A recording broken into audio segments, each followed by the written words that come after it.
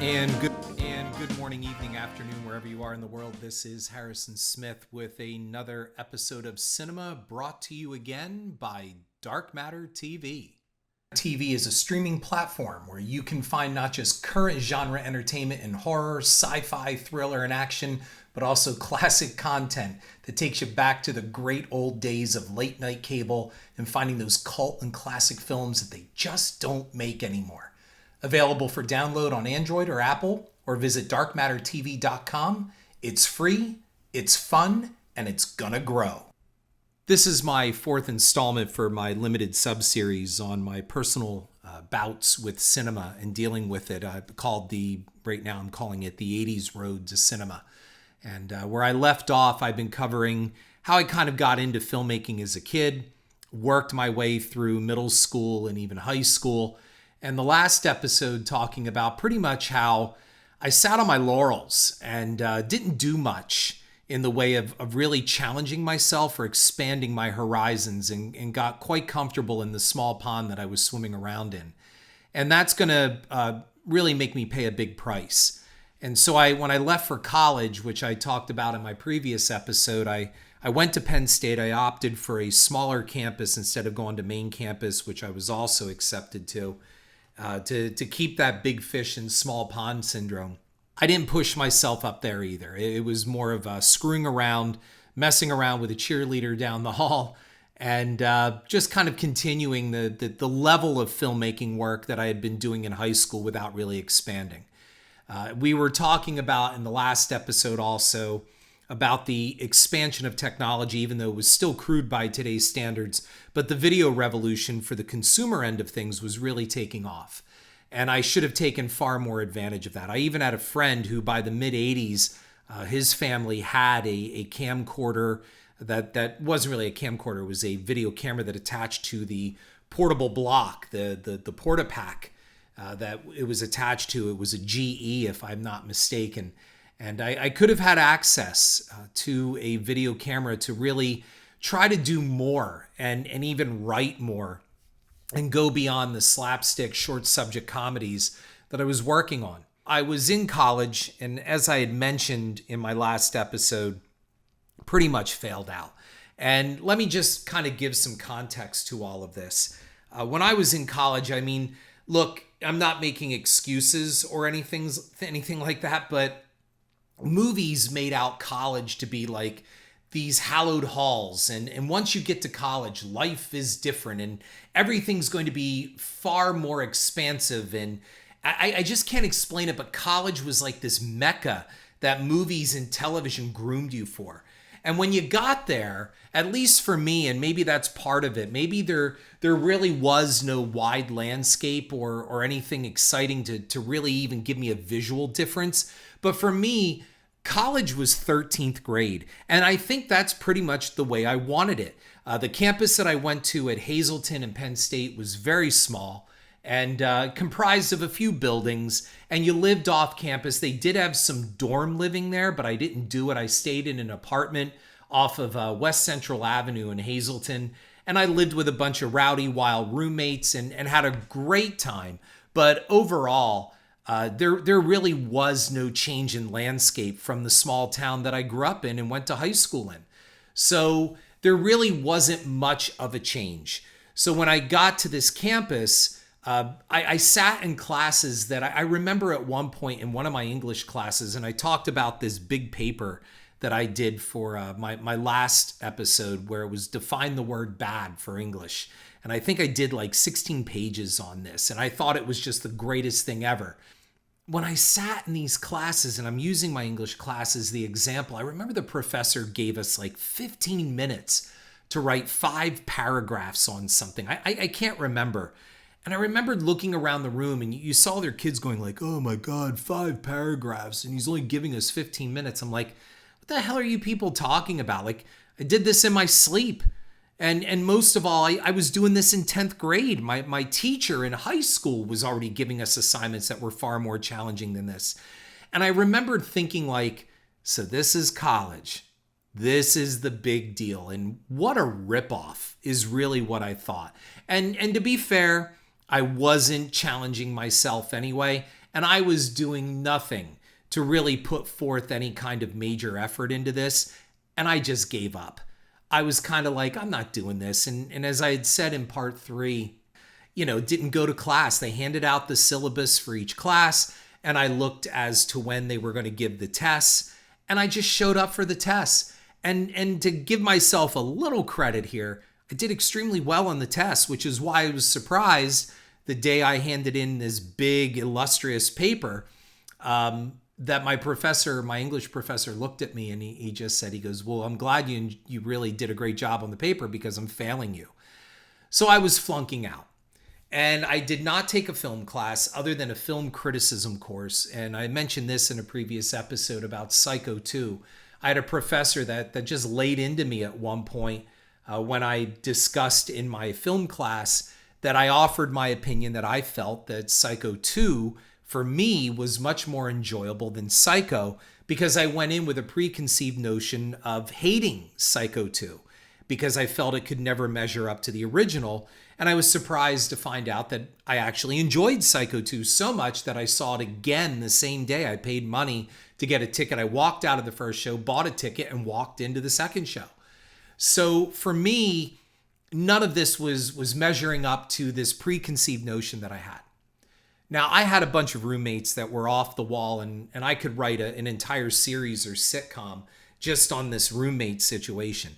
But one thing that they thought was so fascinating was that I was able to track down celebrities by phone at a time when you were dialing 555-1212, and that was directory assistance. That's what I was doing, and I was tracking down these celebrities.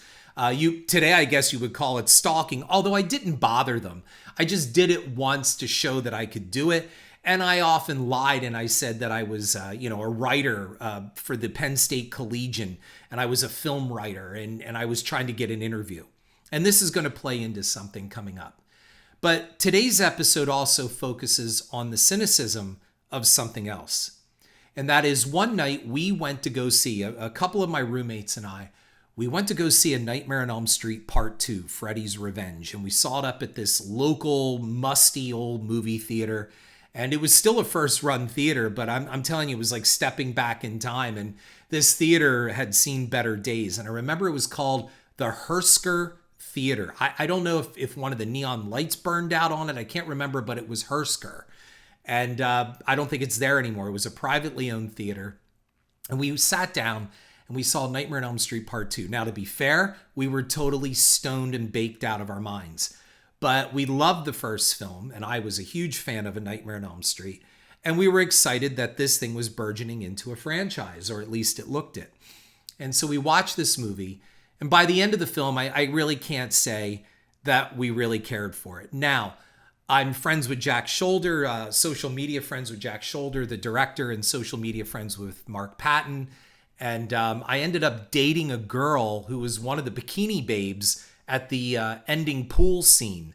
And I dated her when I moved to California, and I'll get into that in a little bit, before this phone call that transformed my life. I remembered walking out of the theater. Look, I was 18 years old, and what did I know? But thinking, nah, this isn't the sequel they should have done. And what the hell did Freddy avenge? I mean, it's called Freddy's Revenge. What was he avenging? I still don't know. And I didn't like the fact that they got rid of Nancy, and they made her out to be a basket case, and they locked her away. And her diary was just conveniently found by Mark Patton and as his Jesse character. And there was just a lot about the film that I didn't care for. Now, I will say, and to this day, I will defend the practical special effects in that film were just staggering, and I thought fantastic, and to this day still hold up.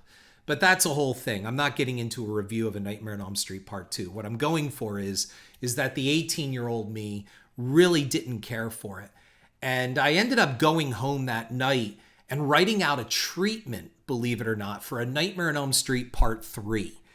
And this is where it gets a little dicey. So for all of you out there, and I wrote about this and I talked about this as well in my one episode for easy access to me, I'm going to make it very clear.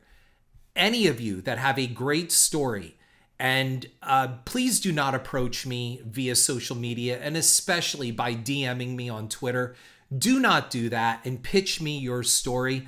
I'm not going to listen to it. I don't want to see it, especially if it is not copyrighted and if it is not guarded in some way. I'm telling you, do at the minimum the poor man's copyright and take your idea, flesh it all out, write it out as deeply as you can, and simply mail it to yourself and never open it. Because then it's called a poor man's copyright, and it is some kind of legal proof that the idea and the concept is yours. I don't steal ideas or anything like that. And I don't want to be pitched to them, especially in a cold, hey, I'm slipping into your DMs with this story idea. Don't do it, because I don't read them and I just instantly delete them. So I want nothing to do with any of that. But I didn't know this at 18 years of age. So I wrote out this detailed treatment, and then I fleshed it out and wrote a screenplay for A Nightmare on Elm Street Part 3. This is the other part. I couldn't take the time to go to class, but I could take the time on a long shot, a nobody sitting in Hazleton, Pennsylvania, to write a script for A Nightmare on Elm Street Part 3. Who the hell is going to look at this? And on top of it, I'm writing it on an electric typewriter, okay? No word processing, no nothing. So I write out this script, and I decide through the magic of directory assistance, I'm going to contact New Line Cinema, because at this time, they were really small and they were nobody. And I'm not going to say who I got through to, but what I can say is this person has gone on to be a major powerful figure in the Hollywood industry. They are no longer with New Line Cinema, but they got their start there. And I was passed on because at this point in time, the company is still a small indie company, and they passed me on to someone who was one of their script supervisors. And I got on a phone call with this person, and this person ended up saying, by the time I was done with my pitch, this is, I think, my first professional pitch. And I pitched this idea, and they said, mail us the idea. And if you have a completed script, mail it to us. Well, I did. I packaged it all up, including my finished script, and I sent it to New Line Cinema. No copyright, no protection, no nothing, and no brains. I was 18 years old, and I was really goddamn stupid. Now, am I saying that New Line went on to rip off my story? And the great Frank Darabont, who played into Nightmare on Elm Street Part 3 in the screenplay, did he steal my story? I am saying no. But there were elements that I sent to New Line Cinema that made it right into that finished thing. And the reason why is I went to go see this film with my roommates when Dream Warriors came out. And my buddies looked at me because they read my script and I told them all about it. And they said, dude, that's your movie. Not all of it, but I will give you elements. Now, to be fair, to show you what I mean, about a year earlier, I pitched the idea for a Poltergeist 2, and I actually got through to one of the producers of Poltergeist. And this guy was so pissed that I got through, and I did it on a speakerphone with my roommates present to pitch an idea for Poltergeist 2. They still had an office on MGM that I never even got the pitch done. I just called him up, and this guy said, and I am not kidding you, said, how the fuck did you get my number? And don't ever call us again.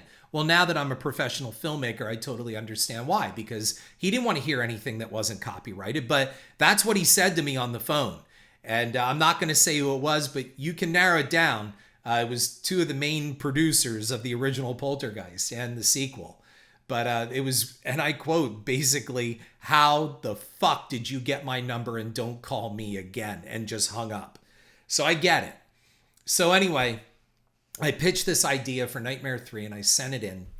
And years later, there were elements there. Now you're asking, well, what did you write?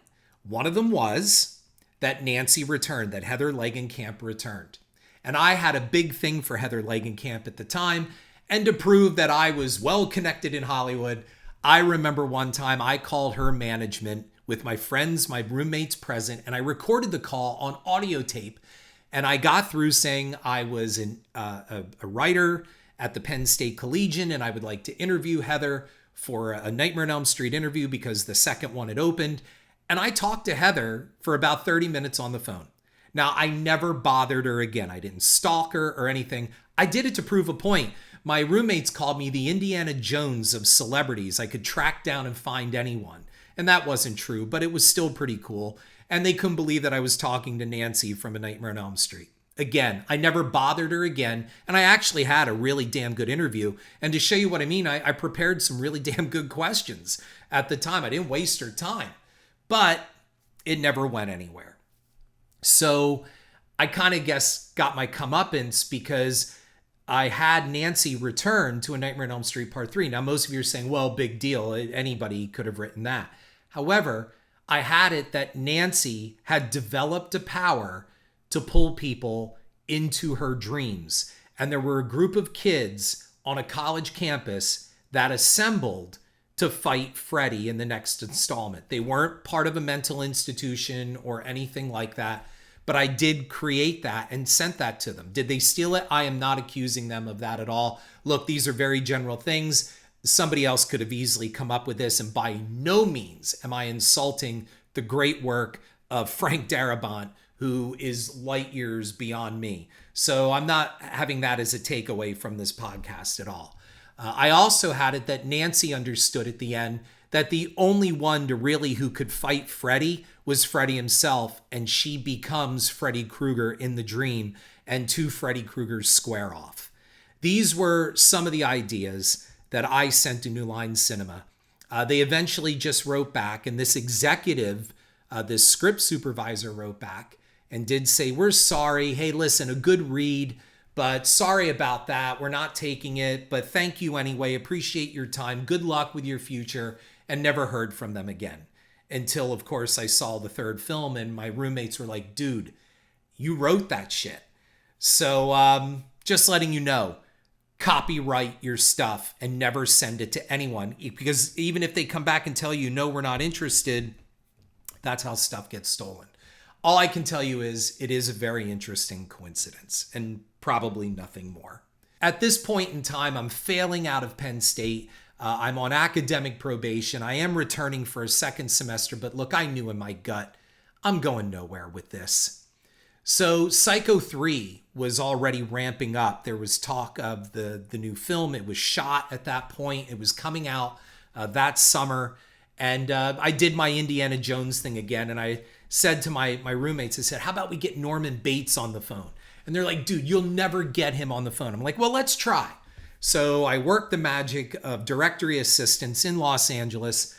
And I remember I got a hold of the number of Hilton Green's office. Now, I was pretty smart at this time in understanding how film worked. I knew you don't call the Universal switchboard and they're going to transfer you right to Anthony Perkins. I knew that didn't happen. So I always looked for the producers. And because they're not the big celebrity names, often you can find them.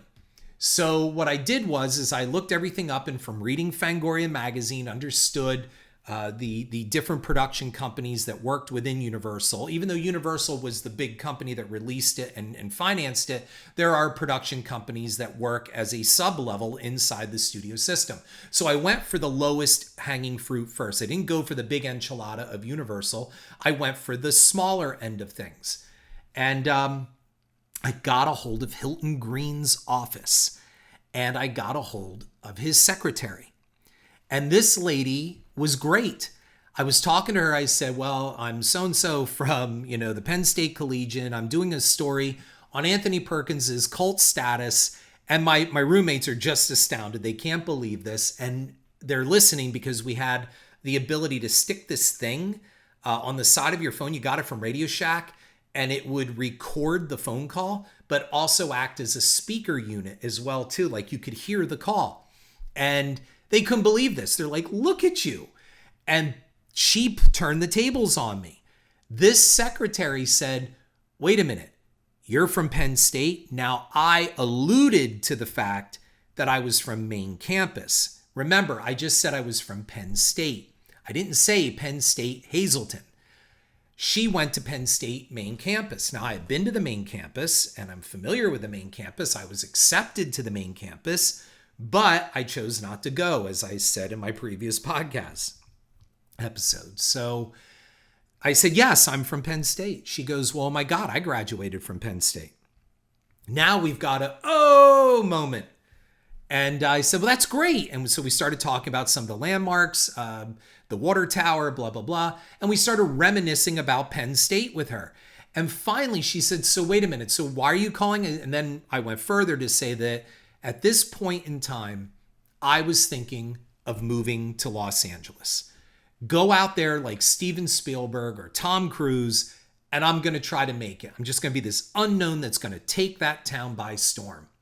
And I said, yeah, I'm thinking of moving out there. And she goes, when? And I said, well, I don't know, probably soon in the next couple months, the next 6 months. She said, I'll tell you what, you get me and bring me a Penn State hoodie sweatshirt and I'll get you personally in to see Tony Perkins.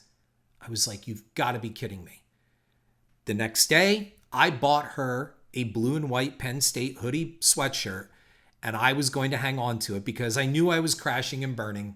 And I did. I flunked out of Penn State, but I kept that hoodie because I knew on the horizon I was going to be moving to LA and extremely soon. I stalled my mother on my grades. And I kept saying, oh, they're coming. This was before the internet. So, your grades got mailed to you. And over that Christmas break, between the first and second semester, I just totally waited for the grades to come. And I got a hold of them and I hid them. And by the first week of January, after New Year's, my mother is asking, where are your grades? Why aren't your grades here? I said, well, they'll be coming, I'm sure, blah, blah, blah, blah, blah. You always make up the excuses. I was just stalling. I had no plan. My mom eventually is just going to say, I want those grades. Well, no, my mom went above and beyond. And she just called Penn State. Since she paid the bill, she got the grades. And here's my point. I came home one afternoon. I was working over the Christmas break. And I came home from work and my mother was in the kitchen. And I'll never forget it. She was crying. She had been crying. And I walked in and I said, what's wrong? And she said, I got your grades. I was like, what are you talking about? She goes, I know you already got your grades. And she goes, I already know that you know that you have failed out of school. She goes, you have a GPA of about a 1.4, if that. And I was kind of standing in the kitchen trying to still play dumb. And my mother, here's what it came down to. She never screamed at me.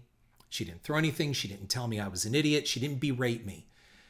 She had the grades. She produced the grades from her pocket. And she looked at me and she said, and I'll never forget it, I should have just taken that tuition money and set it on fire. And as I used to say to people, and still do if anybody listening, there are very few things worse than seeing your mother cry, other than knowing you are the reason why she is crying. And I was that reason. I wanted her to scream at me, yell at me, something like that, anything but to sit there at that table, because my mom worked 3 jobs. And that's not this uphill both ways in snow shit.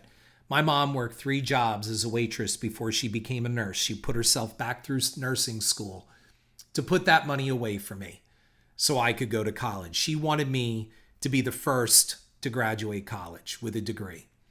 And I blew it. And that's when I knew, standing in that kitchen that day, my only recourse is to go to Los Angeles and become a gigantic hit and success to prove to my mother that this was not all in vain. And my mom even said to me, she's like, and what do you have to show for it? A girlfriend, this cheerleader girl you were dating? What else? Nothing. You have 0 to show for it. You couldn't even go to class. And the reason why I failed on that is, I think I said this in my previous podcast, and that is, while I was smart enough to know to show up because of the syllabus, gave you the dates for the quizzes and tests, if you miss 3 classes without a medical excuse, it's automatic failure. And my one professor said that to me. He said, we're a small campus here. And he said, it doesn't take long for word to spread around. And he goes, your other professors, I'm sure, have taken the liberty of outwitting you. And that is, you miss more than 3 classes without an excuse, you automatically fail. And that's what happened. So even though I had an A in my English class, the professor failed me. So that's why I came home. I think it was like a 1.4 or a 1.1, but I was instantly on academic probation and knowing I was crashing and burning and not coming back. That phone call to California was kind of like throwing down the gauntlet. I had no choice. I had to leave. It was fight or flight.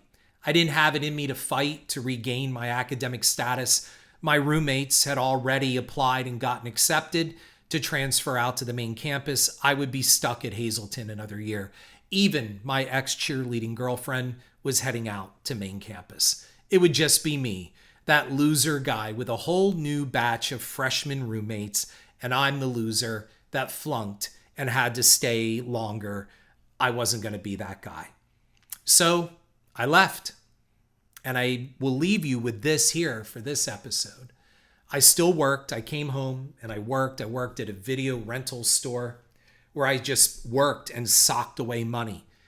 And finally, when I had saved up about $3,000, I came home to my mom from the bank one night and I said, I'm going to move to California. I'm going to move to Los Angeles. And my mother said, when? Now it was like a Monday or Tuesday. And I said, Friday.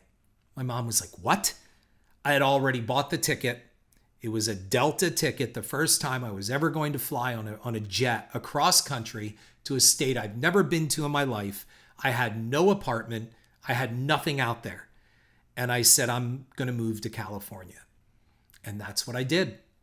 So I will pick up on my next episode, continuing my flight to Cynema and to show you how I blew it out in California as well, too. However, I got to have lunch and walk the studio lot with a very famous horror icon that I think you can guess who it was. So I'll leave you with that. This is Harrison Smith, thanking you once again for your time. Wherever you are listening, I hope you and yours are well, healthy, and safe. I look forward to talking with you next week. Thank you. Check out my Cynema blog on horrorfuel.net and download Dark Matter TV for your Apple or Android devices.